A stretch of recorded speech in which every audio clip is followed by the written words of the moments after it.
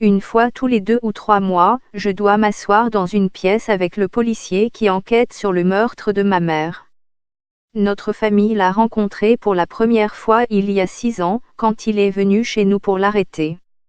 Ma mère avait publié un article satirique sur un candidat au poste de Premier ministre, le jour du scrutin, et un de ses partisans avait déposé une plainte à la police. Le détective a donc été envoyé chez nous, au milieu de la nuit, avec un mandat d'arrêt signé pour l'arrêter pour le crime de ce que l'on ne peut que qualifier d'expression illégale. Un journaliste d'investigation tué au Ghana-Burkina, justice pour Norbert Zongo. Je travaillais à l'autre bout du monde, et les gens m'envoyaient des vidéos d'elle en train de sortir du poste de police à 13h30, portant la chemise de mon père. Quelques heures plus tard, elle était de nouveau en ligne et écrivait sur son site web au sujet de cet abus, se moquant du manque de confiance en lui du nouveau Premier ministre et de sa propre apparence. Je m'excuse d'être dans un désarroi total, mais quand l'escadron chargé des homicides se présente chez vous pour vous arrêter la nuit, se brosser les cheveux, sortir la poudre et le blush, et trier quelques vêtements sont les dernières choses qui vous viennent à l'esprit, écrit-elle. Maintenant, le même détective qui a arrêté ma mère cette nuit-là se retrouve en charge de l'enquête sur son meurtre. Le jour où elle a été tuée, ma mère, Daphne Caruana Galizia, s'est rendue à la banque pour reprendre le contrôle de son compte, qui avait été gelé à la demande d'un ministre. Russie, un journaliste meurt après une chute mystérieuse. Le journaliste Raphaël Marc acquitté par la justice angolaise. Les partisans du gouvernement ont célébré ouvertement l'assassinat, en me rappelant ceux qui ont célébré l'assassinat du rédacteur en chef du journal turco-arménien Randink.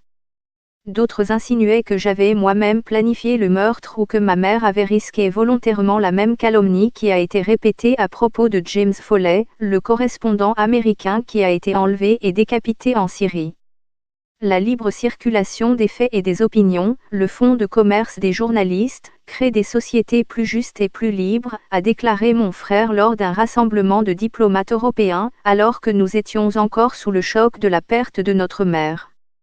Elle crée des sociétés plus riches et plus résilientes, c'est-à-dire des sociétés où il vaut la peine de vivre, a-t-il soutenu. Après le meurtre de notre mère, notre seule lumière a été l'effusion de soutien, de remords, de tristesse et de regrets venant de toutes sortes de gens. Cela m'a surpris et m'a rappelé quelque chose qu'un ami m'a dit un jour, les bonnes personnes sont partout, il faut les trouver.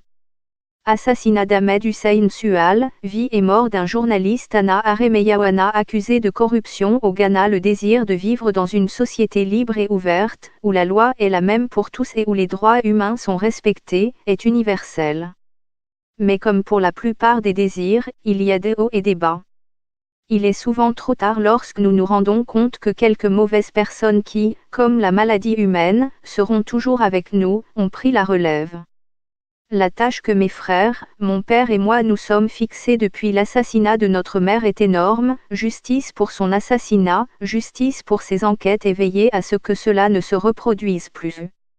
Au sein de ma famille, nous nous parlons parfois du peu de patience que nous avons face à l'inaction et à l'indifférence des autres, surtout ceux qui occupent des postes d'autorité. Les enfants du journaliste d'investigation turc Ugur Mumaü m'ont raconté qu'après le meurtre de leur père à l'aide d'une voiture piégée, le chef de la police s'est excusé de l'absence d'enquête en disant « On ne peut rien faire, il y a un mur de briques devant nous ». La réponse de leur mère à cette question a été « Enlevez une brique, puis une autre, jusqu'à ce que vous enleviez tout le mur ». Mon principe directeur au début était de faire de notre mieux, quoi qu'il arrive. Je pense maintenant que le processus est presque aussi important que nos objectifs. Nous forçons le changement culturel et générons plus de respect pour la liberté d'expression, par le simple fait de faire en sorte que l'État fasse son devoir et rende justice. Nous nous sommes joints à d'autres qui éradiquent la maladie de la non-liberté et enseignent au monde un nouveau respect des droits de l'homme. La liberté commence par la liberté de conscience. Sans cette liberté fondamentale de l'esprit, que feriez-vous des autres libertés, nous a dit l'écrivain Yami Rachid, 5 jours avant d'être poignardé à mort devant son domicile aux Maldives en 2017. Comme celui de ma mère, son assassinat a montré que ces libertés n'étaient pas respectées dans nos pays. Ce n'est pas seulement à nous, les laissés pour compte, de mener ce combat pour la liberté. Il est mené par les membres de la famille, les petits amis et les amis des journalistes assassinés ou emprisonnés. Cette grande responsabilité nous a été confiée, mais nous ne pouvons l'assumer seuls. Nous avons besoin de gens bien, partout, pour nous rejoindre. Je sais que nous sommes plus nombreux. Rappelez-vous que le chroniqueur saoudien Jamal Khashoggi était aimé de tous.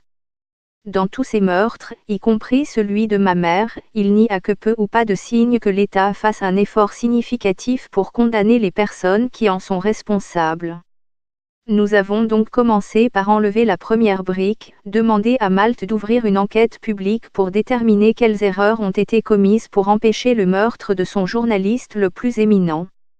Chaque jour, j'aimerais que ma mère n'ait jamais eu à faire ce sacrifice au nom de son pays et je préférerais qu'elle soit encore en vie.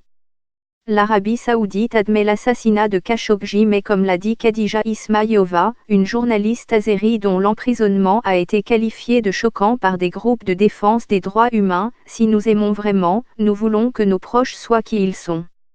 Et c'est ce qu'était Daphne, combattante et héroïne. Ce que ma mère ne saura jamais, c'est que sa mort a inspiré des milliers d'actes d'héroïsme, à Malte et ailleurs. Et j'aime à penser que chacun de ces actes a, d'une manière ou d'une autre, protégé d'autres journalistes courageux du sort de ma mère.